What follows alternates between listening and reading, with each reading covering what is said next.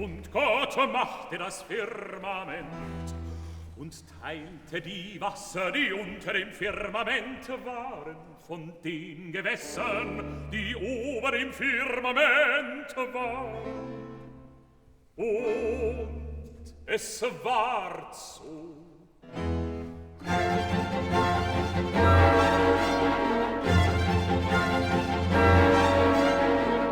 Da tobten brausend heftige Stürme.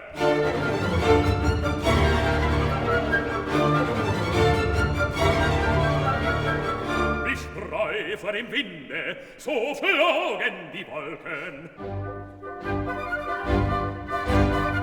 Die Luft durchschnitten feurige Blitze.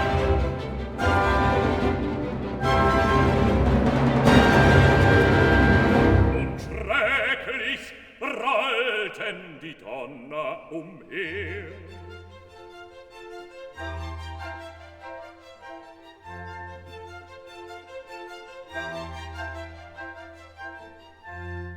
Der Flut entstieg auf sein Geheiß, der allerquickende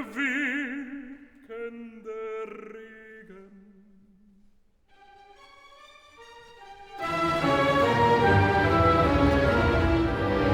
Der allverehrende Schauer.